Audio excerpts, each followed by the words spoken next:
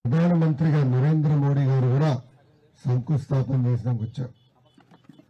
పెద్దలు చెప్తారు, రైతులందరినీ ఒప్పించి ల్యాండ్ పూలింగ్ మోడల్ తీసుకొచ్చారు. బెలంలోనే వచ్చిన తర్వాత మాస్టర్ ప్లాన్ చేసి ఇంపార్టెంట్ నెట్వర్క్ రోడ్లన్నీ వేయించారు. ఎస్ఆర్ఎం, విట్, అమృతమే యూనివర్సిటీలు కూడా తీసుకొచ్చారు. మోసపోయారు. మా ఏ ముఖ్యమంత్రి అయినా మొదటి నిర్ణయం విధ్వంసం. అది ప్రజావేదిక కూల్చడంతో మొదలైంది. ఒక్క వ్యక్తి బతికేదానికి 500 కోట్ల రూపాయలు ఖర్చు పెట్టి ప్యాలెస్ కట్టుకున్నాడు. ఒక్క వ్యక్తి ఉల్లంఘించారని అదనంగా 200 కోట్లు ఫైన్ వేశారు. అంటే ఎలా డబ్బులు వృధా చేశారనడానికి ఇది ఒక ఉదాహరణ. పార్టీ అభ్యర్థిగా మేము ముందల నుంచి మీరు ఎదుర్కొన్న సమస్యలు నేను తెలుసుకోలేకపోయా. నేనేంటో మీకు అర్థమయ్యే ఎన్నికలు అయిపోయినాయి. ఇంతేకాదు 29 సంక్షేమ అభివృద్ధి కార్యక్రమాలు చేశాం. పక్కనే ఉన్న ప్లే గ్రౌండ్ కూడా అది ప్రైవేట్ భూమి, మా పార్టీకి చెందిన యువనాయకుడు భూమి. అదని చెప్పి ఇప్పుడు ఇంకా చాలా పనులు చేయాల్సిన అవసరం ఉంది. మంగళగిరి నియోజకవర్గం అనేది రాష్ట్రం నడిబొడ్డున ఉంది. డెవలప్మెంట్ చేసి అక్కడున్న అపార్ట్మెంట్స్ చుట్టుపక్కల ప్లే గ్రౌండ్, ఇతర మౌలిక సదుపాయాలు కల్పించాలి, అక్కడ అందించాలి. దాని తర్వాత జోనల్ బేస్డ్ డెవలప్మెంట్ చూసుకుని పెద్ద అమరావతి దెబ్బగా ఇదంతా అపార్ట్మెంట్లు వచ్చేసినాయి. ఒక్కొక్క అపార్ట్మెంట్ బిల్డింగ్ మూసిన నీరుని తీసుకుని ఏటీపీ ప్లాంట్ల ద్వారా శుద్ధి చేయాలి. తర్వాతనే నీళ్లు వదిలిపెట్టాలని అదే ఏర్పాటు చేసే బాధ్యత మీ లోకేష్ తీసుకుంటాడని. దానివల్ల డిజైనింగ్ కొత్త టెక్నాలజీలు వచ్చినాయి. ఆ టెక్నాలజీలతో మన అనుసంధానం అవ్వాల్సిన అవసరం. సో ఒక పక్కన critical infrastructure, social infrastructure, work culture తీసుకురావాల్సిన బాధ్యత మన పైన ఉంది. నా లక్ష్యం ఒకటే, ఒక ఆదర్శ నియోజకవర్గంగా మంగళగిరిని తీర్చిదిద్దాలి. కేవలం ఆంధ్ర రాష్ట్రంలో కాదు, భారతదేశంలోనే అన్ని రంగాల్లో మంగళగిరి నియోజకవర్గం నెంబర్ 1 ఉండాలనేది మీ లోకేష్ లక్ష్యం. అవేర్నెస్ కష్టపడతా. నేను మొన్న కూడా తాడిపత్రికి వెళ్ళా, శంకరావం కార్యక్రమాలు. ఈరోజు కూడా గర్వంగా చెప్తున్నా, చాలా శుభ్రంగా ఉంటుంది తాడిపత్రి. మన రోడ్లు చూడండి, ఎక్కడికి వెళ్ళినా ప్లాస్టిక్ చెత్త, లేదంటే థర్మోకాల్. తాడిపత్రిలో జేసీ ప్రభాకర్ రెడ్డి గారిని అడిగా, ఎందుకు మీ రోడ్ల పైన చెత్త ఉండదని. ఇది నేను 2017లో అడిగా, 16 అడిగా. అప్పుడు వెళ్ళినప్పుడు ఆయన ఒక ఊర్లో ఒకే ఒక ఫ్లెక్సీ ఉంది, ఆయన ఫ్లెక్సీ కర్ర పట్టుకుని ఉంటాడు. దాంట్లో ఎవరైనా చెత్త రోడ్డు పైన వేస్తే కర్ర పట్టుకుని వచ్చి కొడతానంటాడు. అలా చేస్తాను నేను అనట్లేదు, కానీ మనలో కూడా చైతన్యం రావాలి.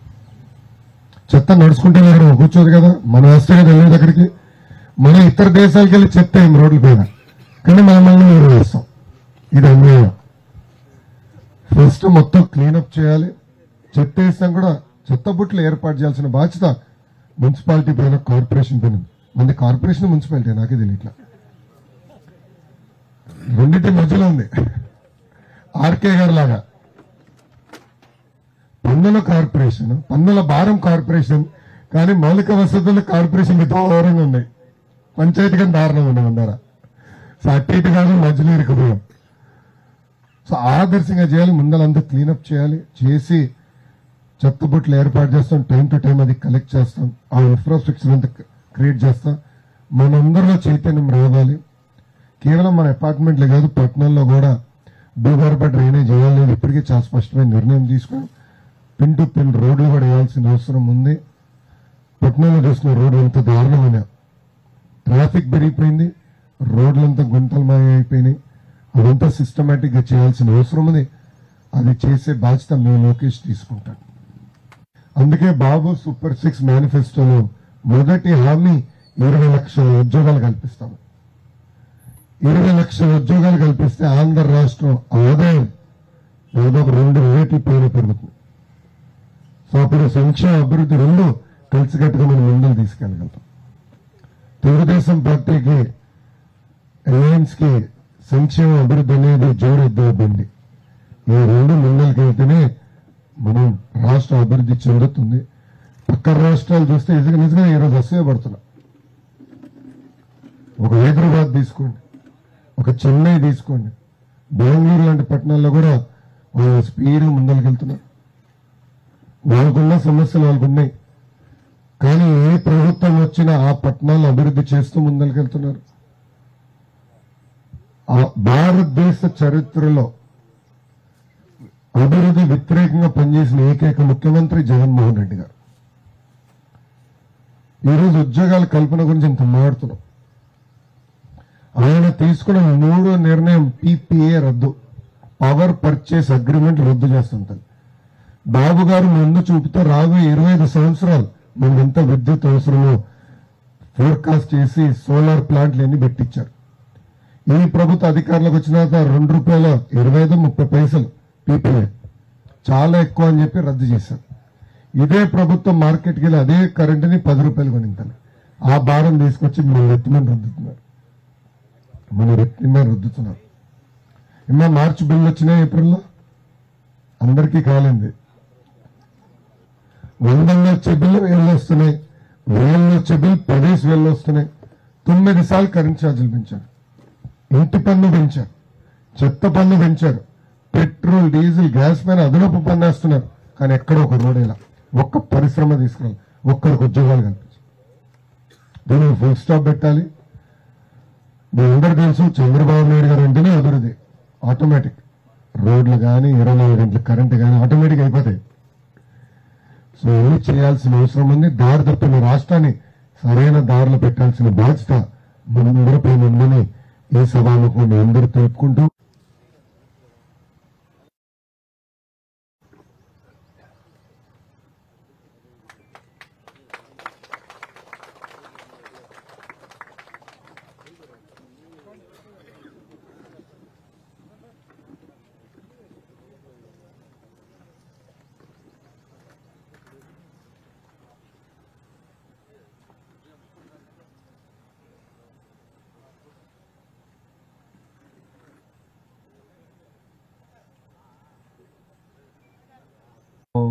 ఇష్యూ ఏంటంటే అన్న, మనం like if we take this constituency, రెండు మనం ఎమ్మెల్యే కాన్స్టిట్యుయెన్సీ తీసుకున్నా, ఎంపీ కాన్స్టిట్యుయెన్సీ తీసుకున్నా, మనకున్న అదృష్టం నేను భావించింది అయితే, ఒక స్టూడెంట్ గా, ఒక మెడికోగా నేను భావించింది అయితే, ఒకళ్ళేమో బోత్ ఇద్దరు ఎడ్యుకేటర్సే.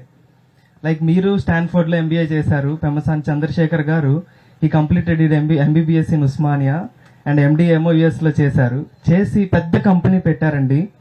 నేను ఇప్పుడు ఎంబీబీఎస్ కంప్లీట్ చేసుకొని నేను కోచింగ్ తీసుకోవాలంటే, నేను ప్రిపేర్ అవ్వాలంటే, నేను అక్కడికి వెళ్ళి చేసుకోవాలంటే ఆయన ఏర్పాటు చేసిన కంపెనీలోనే నేను చదివి, నేను ఒక ఎంట్రన్స్ ఎగ్జామ్ రాసి నేను కంప్లీట్ చేసుకోవాలి. సో లైక్ ఇప్పుడు మనం చూసుకోవచ్చు, మన ఎదురు నిలబెట్టిన క్యాండిడేట్స్ ఇద్దరు ఎంత ఎడ్యుకేటర్స్ అనేది, ఎంత మంచివారు అనేది, ఎంత నాలెడ్జ్ ని మనకి తెచ్చిపెట్టే వాళ్ళు అనేది నేను చెప్పదలుచుకున్నాను. సో ఇద్దరిని నుంచున్నందుకు, నిలబెట్టినందుకు ముందుగా తెలుగుదేశం పార్టీకి థ్యాంక్స్ చెప్పుకుంటున్నానండి. సో మేము అనుకుంటుంది ఏంటంటే, ఇప్పుడు మిగతా రాష్ట్రాల్లో, మిగతా కాన్స్టిట్యుయెన్సీస్ లో చూసుకుంటే, అంటే డబ్బులున్నోళ్ళు, డబ్బు లేని వాళ్ళు వచ్చి డబ్బు కోసం పోరాడతారంటారు ఎమ్మెల్యేలు గానీ, ఎంపీలు గానీ. బట్ ఈ రెండు కాన్స్టిట్యుయెన్సీలు, అంటే ఈ రెండు నీ నియోజకవర్గం కానీ, ఎంపీ కాన్స్టిట్యుయెన్సీ కానీ తీసుకుంటే, నిన్నే చూస్తుంటారు మీరు, పెమ్మసాని చంద్రశేఖర్ గారు ఎఫ్డెబిట్ వేసినప్పుడు హీ నియర్లీ 2,300 crores ఆస్తుంది. కానీ ఆయన ఎందుకు వచ్చారు? ప్రజాసేవ చేయడానికి వచ్చారు. అట్లాంటి వాళ్ళు మనకు ముఖ్యం. మన కాన్స్టిట్యుయెన్సీకి వాళ్ళు ఉన్నప్పుడు అట్లాంటి వారిని గెలిపించడం మన బాధ్యత అని నేను భావిస్తున్నానండి. So I want to share that experience with you. ఇంకొక చిన్న ఇష్యూ, ఆయన అమెరికా వెళ్ళడానికి కారణం పీజీ సీట్లు తక్కువ ఉన్నాయని. అప్పుడు ఇప్పటికీ అవే పీజీ సీట్లు తక్కువగానే ఉన్నాయి సార్. సో ఆ ఒక్క ఇష్యూ మీ దగ్గరికి తేవాలనుకుంటున్నాను. ఇట్స్ నియర్లీ 24 years అయిపోయింది. బట్ ఈ బిఫోర్ 2-3 years నుంచే కొంచెం పీజీ సీట్స్ సెంట్రల్ గవర్నమెంట్ పెంచడం జరుగుతుంది. సో మన కాలేజెస్, మన స్టేట్ లో గవర్నమెంట్ కాలేజెస్ తెచ్చారని చెప్తున్నారు, కానీ తెచ్చిన కాలేజెస్ లో ఇంతకుముందు గవర్నమెంట్ కాలేజెస్ లో ఫ్రీగా చదివించేవాళ్ళు అన్న అందరినీ. ఇప్పుడు అందులో కూడా ప్రైవేట్ కాలేజెస్ లాగా A category, B category, C category అంటే అందులో కూడా దోచుకోవడానికి అని రెడీ అయిపోయారు. ఇట్ ఫీల్స్ కొంచెం ఓకే, మెడికల్ ఎడ్యుకేషన్ డెవలప్ చేస్తే బెస్ట్ అన్న, కానీ గవర్నమెంట్ హాస్పిటల్స్ అలానే ఉంటున్నాయి. ఆరోగ్యశ్రీ ఇబ్బందులు చూస్తున్నాం మనం. వాళ్ళు ప్రైవేట్ హాస్పిటల్స్ కంప్లీట్ గా వాళ్ళు మేము ఆరోగ్యశ్రీ ఇంకా అడ్మిషన్ తీసుకోమనే స్థాయికి వెళ్ళిపోయారు. వాళ్ళు వెళ్ళిపోయి ధర్నాలు చేసిన రోజులు కూడా ఉన్నాయి. అట్లాంటి స్టేజ్ నుంచి మనం ఆరోగ్యశ్రీ విషయంలోనూ అలానే గవర్నమెంట్ హాస్పిటల్స్ డెవలప్మెంట్ విషయంలోనూ ఒక డాక్టర్గా కంప్లీట్ చేసుకున్న డాక్టర్గా నేను అదొక్కటే అడుగుతున్నాను. చాలా హెవీగా ఉన్నాయి యుఎస్ యూకేలో. అలాంటప్పుడు మనం ఇక్కడే బిల్డ్ చేసుకుంటే వి ఫీల్ అంటే సంక్షేమం అంటున్నారు కానీ వాళ్ళని అక్కడే ఉంచుతున్నారన్న. ఇప్పుడు మన గుకేష్ ఉన్నారు, yesterday he one the world championship chess అన్నమాట. అతను గోదావరి జిల్లా అతనేనన్నా. అట్లాంటి ఆ టాలెంట్స్ ని మనం బయటికి తీయాలంటే మనకి ఇక్కడ రిసోర్సెస్ కావాలి.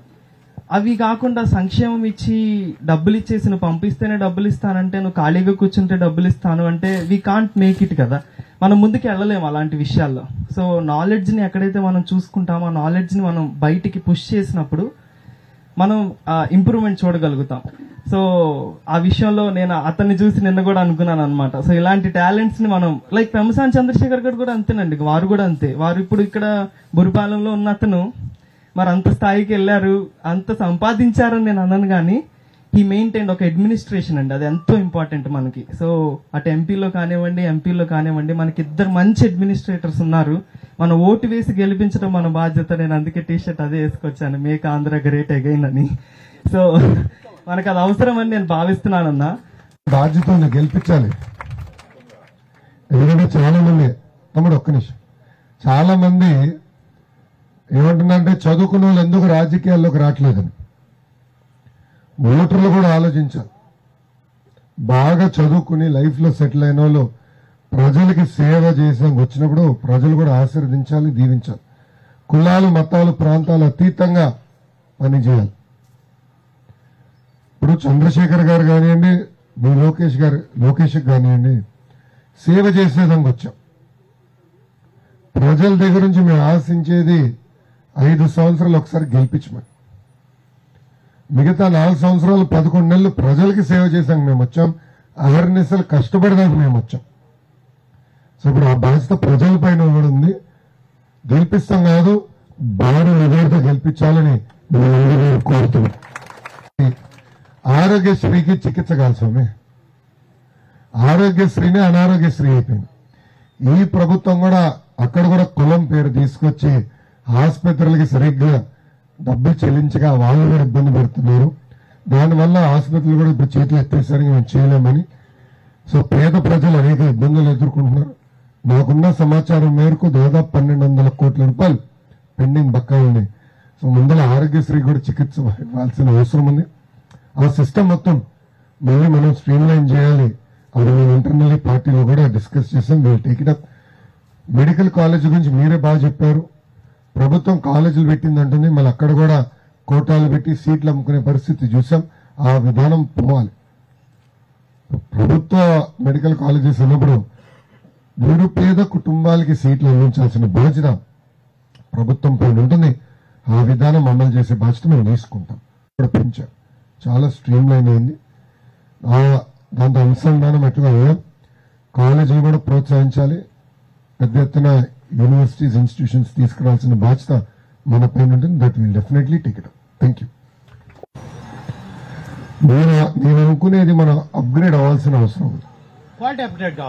ఎగ్జాక్ట్. నేను కూడా ఏమంటున్నానంటే కాటన్ చేయొద్దని నేను అనట్లా, బట్ కాటన్కి వచ్చే గల పవర్ లూమ్ పోటీకి వచ్చేసింది. కాటన్ లో పవర్ లూమ్ పోటీకి వచ్చేసింది. సెమీ ఆటోమేటిక్ వచ్చేసినాయి. ఇప్పుడు ఏమైంది, కాటన్ చీర ఎక్స్ ధర, పవర్ లూమ్ చీర దాంట్లో 50% కన్నా తక్కువగా దొరుకుతున్నది. మీకే తెలుసు బాగా, నేను చెప్పేది అవసరం లేదు. ఇతర రాష్ట్రాల నుంచి పవర్ లూమ్ చీరలు కూడా పెద్ద ఎత్తున ఆంధ్ర రాష్ట్రంలో డంపింగ్ జరుగుతుంది. అది మీకు తెలుసు. ఇది జరుగుతున్న నేపథ్యంలో హ్యాండ్లూమ్ కూడా అప్గ్రేడ్ అవ్వాలనేది నా ఆలోచన. అందరూ కూడా దాదాపు అదే అభిప్రాయంకి వచ్చా. ఒక ఎక్స్పెరిమెంట్ గా నేను ఆటోనగర్ లో వీవర్శాల ప్రారంభించా. మీరు లేటెస్ట్ మగ్గాలు తీసుకొచ్చాం. రాట్నాలు కూడా మేము వస్తే లేటెస్ట్ ఇచ్చాం. చేసి నేను కూడా స్టడీ చేస్తున్నా. నాకు కూడా సబ్జెక్ట్ మీద ఫుల్ అవగాహన వచ్చిందో నేను ఇవ్వట్లేదు. నేను కూడా ఇంకా నిరంతరం నేర్చుకుంటున్నాం. సో లేటెస్ట్ మగ్గాలు ఏంటి, మీరు ఉన్నట్టు పిట్టు మగ్గాలు మేము చేయలేము, వర్షాలు వస్తే పడుతున్నాయి. అలానే మన వర్క్ షెడ్స్కి వెళ్ళా చూసా, నేను పెట్టి ముందు చూసా ఎంత పరిస్థితి ఎంత ఇబ్బందికరంగా ఉందో నేనే చూసా కదా. ఇవన్నీ అప్గ్రేడ్ చేయాల్సిన అవసరం ఉంది. అప్గ్రేడ్ చేసి కొత్త కొత్త టెక్నాలజీతో అవసరం చేసుకుని మార్కెట్కి డైరెక్ట్ లింకేజ్ చేసుకుని అప్పుడే సక్సెస్ అనేది వస్తుందని బలంగా నమ్ముతున్నాం. సో జట్టాడిది కూడా మేము డిస్కస్ చేసాం. ఇన్ఫాక్ట్ నిన్న ఓత్ తీసినాక వెళ్ళా నేను ఆరో గారి దగ్గర. మేము అక్కడ అదే చర్చిస్తున్నా, నేను అబద్ధం గారు వచ్చి 10 నిమిషాలు అదే మా చర్చ. ఏం చేయాలి, ఎలా చేస్తే బాగుంటుంది, ఏం జరిగింది, అదే మేము డిస్కస్ చేస్తున్నాం కూర్చుని. సో సబ్జెక్ట్ మీద కేవలం సబ్సిడీ ఒకటే కాదండి, సబ్సిడీ కాదు సార్, నేను సబ్సిడీ గురించి నేను మాట్లాడలేదు. సబ్సిడీ ఒక భాగం. సబ్సిడీ కానీ మనం టెక్నాలజీ అప్గ్రేడ్ అయ్యి, మీరు అన్నట్టు టెక్నాలజీ అప్గ్రేడ్ అయ్యి ట్రైనింగ్ ఇచ్చి అవగాహన తీసుకొచ్చి మంచి వర్క్ ఎన్వైరన్మెంట్ క్రియేట్ చేస్తేనే మన వృత్తి బతుకుతుంది. ఇప్పుడు వెయ్యి కన్నా తక్కువనే ఉన్న మగ్గాలు, అది అందరూ తెలిసింది.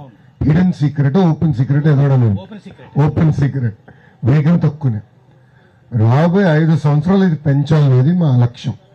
మేమందరం మాట్లాడుకున్నాం 5,000 మగ్గాలకు ఎందుకు తీసుకురాకూడదు, ఒక టార్గెట్ పెట్టుకోవాలి. గురువు ఉండాలి కదా ఎవరికైనా జీవితంలో. సో 5,000 మగ్గాలు ఎందుకు తీసుకురాకూడదు, కొన్ని వృత్తిని పెంచాలి, అది డిస్కస్ చేసాం. దాంట్లో భాగంగా తొలి ప్రయత్నం వీవర్సాల పెట్టాం. ఎందుకంటే నాకు కూడా అవగాహన రావాలి. సొంత నిధులు ఖర్చు పెట్టి వీవర్సాల ఏర్పాటు చేసాం. ఒక అవగాహన ఇప్పుడు వస్తుంది. ఇంకో 6 నెలలు పడితే ఫైనల్ ఇష్యూస్ మాకు ఐడియా వస్తుంది. దాని తర్వాత వీళ్ళు టికెట్ అది సార్ ఉద్దేశంతో పెట్టారు. దయచేసి మనం ముందుకెళ్తాం. మన నెక్స్ట్ జనరేషన్ మన వేసే దాంట్లోకి రావట్లా. మన సంక్షేమ కార్యక్రమాలు చేపట్టాం. దళితులకు వచ్చేగల 27 సంక్షేమ కార్యక్రమాలు అమలు చేశాం. విద్యలోనే best available school fee reimbursement, PG fee reimbursement, విదేశీ విద్యలోనే చేశాం. ఇట్లా అన్ని రంగాల్లో చేశాం. ఎస్సీ కార్పొరేషన్ ద్వారా నిధులు నిర్వహించాం. ఇట్లా అనేక సంక్షేమ అభివృద్ధి కార్యక్రమాలు చేపట్టాం. ఒక పద్ధతి ప్రకారం వెళ్ళగలిగాం. మీరన్నట్టు ప్రభుత్వ అధికారంలోకి వచ్చిన వెంటనే మండల దళితుల పైన దాడులు పెరిగినాయి, వాళ్ళని చంపేశారు. అన్ని ఘటనలు జరిగినాయి. సుబ్రహ్మణ్యం చూసాం, అనంతబాబు ఎలా చంపేసి సహాయాన్ని డోర్ డెలివరీ చేశారు. ఇలా అనేక కార్యక్రమాలు జరిగినాయి. సో ఇవన్నీ మీరు గుర్తుపెట్టుకోవాలి. తెలుగుదేశం, జనసేన, భారతీయ జనతా పార్టీ ప్రభుత్వం ఏర్పడిన వెంటనే ఆపేసిన సంక్షేమ కార్యక్రమాలు ఏదైతే 27 ఉన్నాయో అవి తిరిగి ప్రారంభించే బాధ్యత మేము తీసుకుంటాం. పడుతున్నారు, చాలా సమస్యలు ఉన్నాయి. చెప్పండి సార్. నేనేం లేదు, చిన్న విషయం సార్. నా పేరు కోటేశ్వరరావు, మంగళి. ఒక చిన్న రిక్వెస్ట్ కోటేశ్వరరావు సార్ అని పిలవద్దండి, లోకేష్ నుండి బాబు అనే పిలుస్తాను. చెప్పండి అన్న, మా పిల్లలు ఇద్దరు బీటెక్ చదువుతున్నారన్నా. నేను ఓసీ. ఓకే, నేను అడగలను. నేను యాక్చువల్ గా మా బాబుని ఎంఎస్ కి యుఎస్ పంపించే ఆలోచనలో ఉన్నాను. ఎడ్యుకేషన్ లోన్ అప్లై చేస్తే దాని యొక్క ఇంట్రెస్ట్, రేట్ ఆఫ్ ఇంట్రెస్ట్ వచ్చి 11% చెప్పారన్న బ్యాంక్ లో. ఇట్లా మాలాంటి పిల్లలు, చదువుకున్న పిల్లలు ఎంఎస్కి వెళ్లేందుకు చాలా మంది ఇప్పుడు ఆలోచనలు ఉన్నారు. కాబట్టి ఈ ఎడ్యుకేషన్ ఎంఎస్కి వెళ్లే వాళ్ళకి ఏదైనా మీరు సపోర్ట్ చేసి వాళ్ళకి కొంచెం మంచి ఎడ్యుకేషన్ కి వెళ్ళడానికి అవకాశాలు కల్పించవలసిందిగా నేను కోరుకుంటున్నానన్నా. అంటే ఇప్పుడు చిన్న ఎగ్జాంపుల్ అన్న, ఫిక్స్డ్ డిపాజిట్ చేస్తే 6.57% ఇస్తున్నారన్న రేట్ ఆఫ్ ఇంట్రెస్ట్. ఎడ్యుకేషన్ లోనికి 11% వేస్తున్నారన్న. అంటే అందరూ స్థితిగల కట్టగలిగే స్థాయిలో ఉన్న వాళ్ళు ఉండరు. కాబట్టి వాళ్ళకి మీరు సపోర్ట్ చేస్తే మన ఆంధ్రప్రదేశ్ కి జీడీపీకి కొంచెం సపోర్ట్ వస్తుందని నా ఉద్దేశంతో ఈ విషయాన్ని మీ ముందుకు తెస్తున్నానన్నా. దీని మీద కొంచెం చర్య తీసుకోవాలన్నా. మీరు అన్ని కులాల్లో, అన్ని మతాల్లో, అన్ని ప్రాంతాల్లో పేదవాళ్ళు అనేది ఉంటారు. వాళ్ళు ఆదుకునేదానికి బాబు గారు అనేక కార్పొరేషన్లు ఏర్పాటు చేశారు. ప్రధానంగా నిరుపేద కుటుంబాల్లో పిల్లల్ని బాగా చదివించడానికి బెస్ట్ అవైలబుల్ స్కూల్ కానివ్వండి, స్కూల్ ఫీ రీఎంబర్స్మెంట్ కానీ, పీజీ ఫీ రీఎంబర్స్మెంట్ కానీ, విదేశీ విద్య కూడా తీసుకొచ్చాం. ఈ ప్రభుత్వ అధికారంలోకి వచ్చిన తర్వాత అవన్నీ కట్ చేసింది. సో 2 నెలలు పట్టండి, మన ప్రభుత్వ అధికారంలోకి వచ్చిన వెంటనే విదేశీ విద్యా కార్యక్రమం ప్రారంభించే బాధ్యత మీరు తీసుకుంటాం. అది వేరే డౌట్. మంచి ఛాన్స్ ఇచ్చారని ఇంటి పని ఇంకో 3 సార్లు పెంచి పెడతారు, చూసుకోండి. అరే విధ్వంసానికి ఓటేశారు కదా, ఎందుకు రాజధాని కట్టాలి అంటారు. మా జగన్మోహన్ రెడ్డి గారిని గుంటూరు, కృష్ణా జిల్లా వాళ్ళ పార్టీకి చెందిన శాసనసభ్యులు కలిశారు. సార్ రాజధాని మీరు ఈరోజు తరలిస్తున్నారు, ప్రజలకు మేము ఏం చెప్పాలంటే ఆయన ఏం చెప్పారు తెలుసా సమాధానం? అరే రాజధాని తీసుకొచ్చిన చంద్రబాబు నాయుడు గారే ఓడిపోయారు కదబ్బా తాడికొండ మంగళగిరిలో, మీరెందుకు కంగారు పడుతున్నారు, కంగారు పడద్దని చెప్పారు. అంటే ఎంత అహంకారం చూడండి ఒక ముఖ్యమంత్రి గారికి. ఎండలు గట్టిగా ఉన్నాయి, అందరూ చోట్ల కారిపోతున్నాయి. ఇక్కడ షామ్యాన కింద కూర్చుంటేనే చోట్ల కారుతున్నాయి. తను ఎండలు గట్టిగానే కాదని నేను అన్నట్ల. కానీ గొడుగు తీసుకోండి, ఒక బాటిల్ నీళ్ళు ఒక బాటిల్ మధ్యలో పట్టుకుని వెళ్ళండి దయచేసి. ప్రతి వ్యక్తికి 2 ఓట్లు ఉంటాయి ఎన్నికలు. మొదటి ఓటు ఎంపీ అభ్యర్థికి, రెండో ఓటు ఎమ్మెల్యే అభ్యర్థికి. ఎంపీ గారి గురించి కూడా మాట చెప్పాలి, తమ్ముడు బాగా చెప్పాడు. పిల్లసాని చంద్రశేఖర్ గారు 6 అడుగులు అందగాడు, ఈ మధ్యలో నిలబడ్డాడు, బాగా ఎరిగాడు, బాగా కష్టపడుతున్నాడు, ప్రజలకి సేవ చేసినాక వచ్చాడు. ఆయనకు అవసరం లేదు. ఆయన మళ్ళీ రాజకీయాల్లోకి రావాలనుకున్నప్పుడు మీరు అడిగా ఎందుకన్నా దుమ్ము వచ్చామంటే మీ వల్ల వద్దు మీరు ఇబ్బంది పడతారు, మిమ్మల్ని ఇబ్బంది పెడతారని చెప్పారు. కానీ ఒక సంకల్పంతో ఆయన వచ్చారు, పని చేసేదానికి వచ్చారు, ప్రజలకి సేవ చేసేదానికి వచ్చారు. ఆయన ఇస్తే కష్టపడతారు. తమ్ముడన్నట్టు బాగా చదువుకున్న వ్యక్తి పిల్లసాని గారు. సో ఇటు పక్కన పిల్లసాని గారిని, ఇటు పక్కన ఎమ్మెల్యే అభ్యర్థిని లోకేష్ ని గెలిపించాలని మిమ్మల్ని కోరుతున్నా. తల్లి డబుల్ ఇంజన్ అంటే ఎంపీగా పిల్లసాని గారు, ఎమ్మెల్యేగా లోకేష్ ఉంటే కేంద్ర ప్రభుత్వం నుంచి రావాల్సిన నిధులు, రాష్ట్ర ప్రభుత్వం నుంచి రావాల్సిన మ్యాచింగ్ గ్రాంట్ 2 అనుసంధానం చేసి మంగళగిరి అభివృద్ధి చేసే బాధ్యత మేము తీసుకుంటాం. తల్లి అలా 5,350 ఓట్లతో ఓడిపోయా, దాని పక్కన 0 పెట్టాలి అంటే అంతే 53,500 ఓట్ల మెజార్టీతో గెలిపించి శాసనసభ గెలిపించాలని ఈ సభకు కోరుతున్నాం. ఈ సభకు కోరుకుంటూ నాకు ఇంత అద్భుతమైన అవకాశం ఇచ్చిన అందరికీ పేరున మీ ఉదయపూర్వక చెప్పుకుంటూ మీ అందరి గురించి సెలవు తీసుకుంటున్నాను.